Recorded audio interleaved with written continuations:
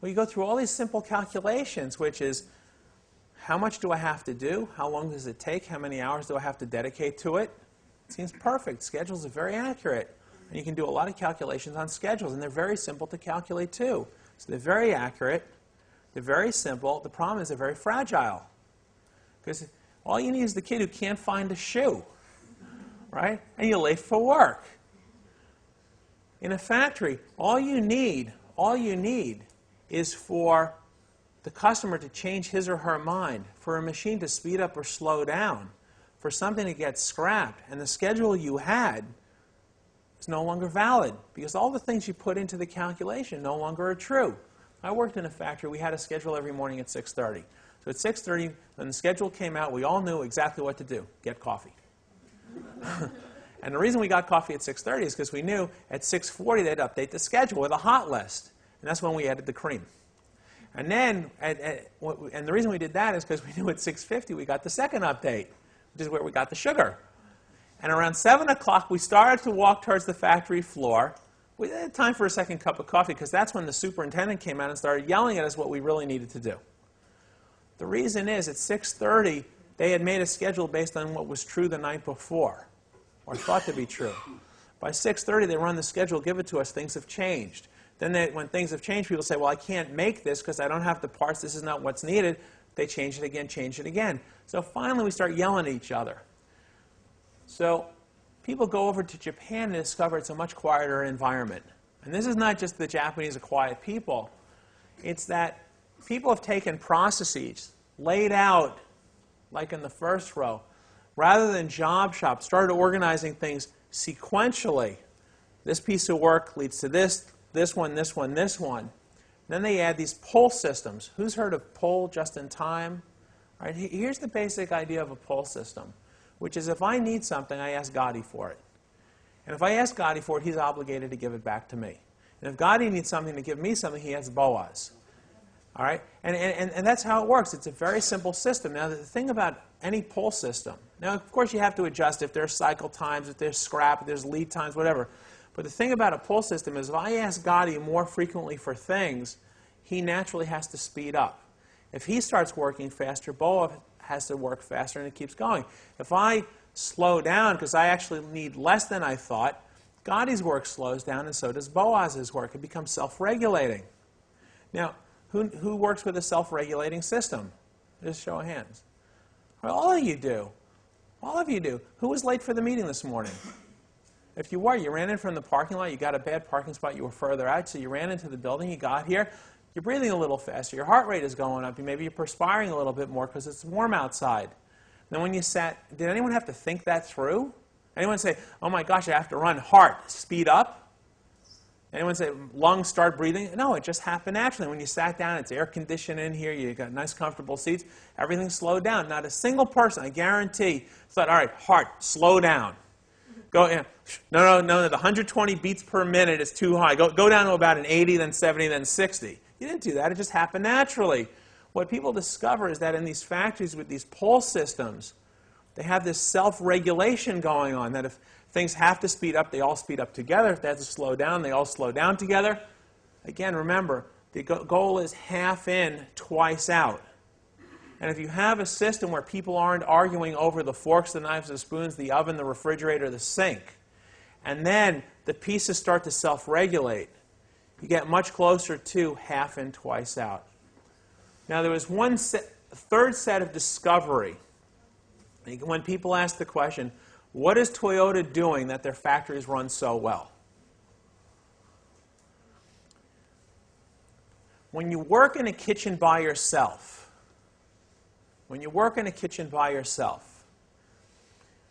you can whisk the eggs with your right hand, you can whisk it with your left hand. You can use a blender, you can use the hand-powered whisk.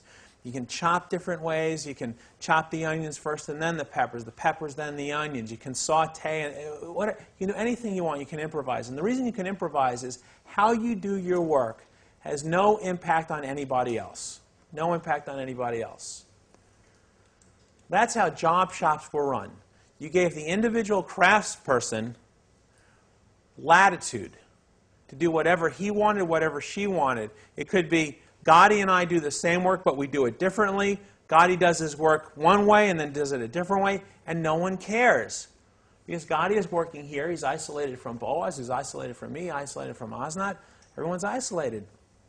But when you start creating systems where people's role is much more clear in terms of what they do and how it fits into a system, and then we start synchronizing things, Gotti no longer can improvise. And in fact, not only can he improvise, which sounds like a control thing, his improvisation, his making it up as he goes along, is very bad not only for the rest of us, it's very bad for him. Because all of a sudden, he can't keep up with the rest of us. When people go to Japan, they discover, rather than improvisation, they got fancy engineering terms, standard work. So it sounds like a puppet with strings. But think of it as choreography. When the ballet comes to town and puts on a performance, we don't say, oh, those poor ballerinas, they can't improvise. Isn't that shame? They can't, look at me, I'm a tree. Right? They follow a choreography. When we watch a basketball team, we don't say, oh, that poor forward, he can't improvise. He follows a play. Whether it be football as the rest of the world knows it, or American football, or baseball, or basketball, whatever it happens to be, people on teams have plays. And the reason they have plays and roles and choreography is because it makes the individual more effective and it makes the team more effective. People go over to Japan,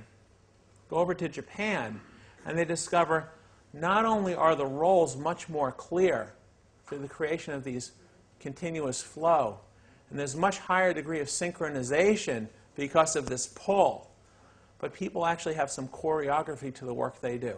Not only don't they improvise, they don't have to improvise each time. Now, when American companies start copying this combination of flow, pull, and standard work, they start closing the gap on half in, twice out. Get much more productive, much higher quality, but there's a problem. You know what the problem is? They don't catch Toyota. They don't catch Toyota. See, the thing is, 1985, everyone's looking at Toyota and saying, look at the quality, which is why they're stealing market share. Look at the productivity, that's why they're stealing market share.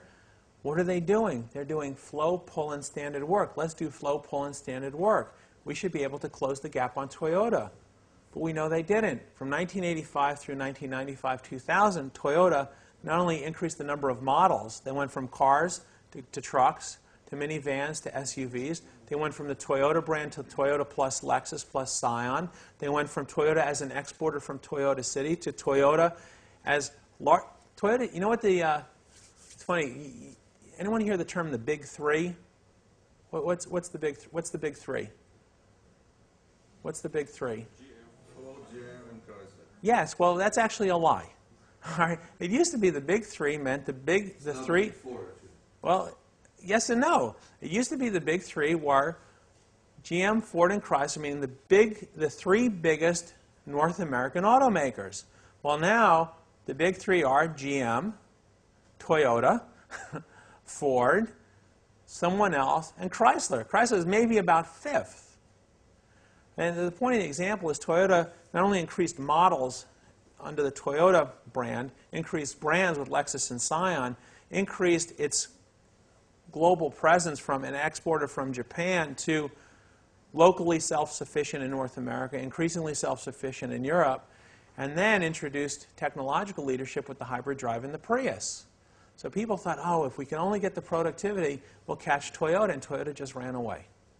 Now let me just do a time check with Boaz. Good time, because there's a second part to the story, but coffee is first. So.